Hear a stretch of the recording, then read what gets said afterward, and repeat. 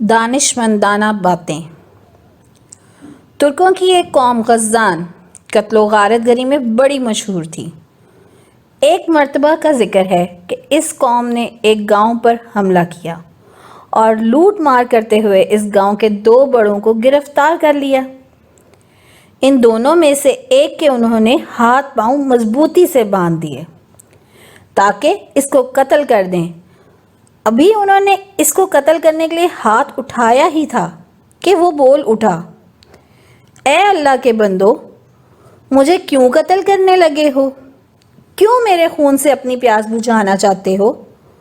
میں تو مفلس اور غریب آدمی ہوں۔ آخر مجھے بتاؤ تو صحیح کہ میرے قتل کر دینے میں کیا حکمت پوشیدہ ہے؟ ترک کہنے لگے، ہم تجھے اس لیے قتل کرنا چاہتے ہیں تاکہ تیرے دوسرے ساتھی پر اس بات کی ہیبت طاری ہو جائے اور وہ خوف کے مارے تمام چھپی ہوئی دولت کا راز ظاہر کر دے۔ وہ شخص ہنسا اور بولا، اے اللہ کے بندو، وہ تو مجھ سے بھی زیادہ مسکین اور غریب ہے۔ ترک کہنے لگے کہ ہمیں شک ہے اس نے قصداً اپنے آپ کو مسکین صورت بنا رکھا ہے جبکہ وہ مالدار ہے۔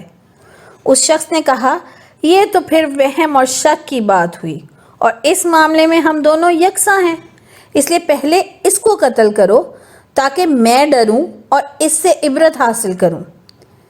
اس شخص کی ان دانائی کی باتوں سے متاثر ہو کر ترکوں نے قتل کا ارادہ ختم کر دیا اور ان کو یقین ہو گیا کہ دونوں بڑے مفلس اور مسکین ہیں اور لوگوں نے ان کی دانائی کی وجہ سے ان کو بڑا رتبہ دے کر عزت بخشی ہوئی ہے، جبکہ مال و دولت کے معاملے میں یہ واقعی مسکین ہیں۔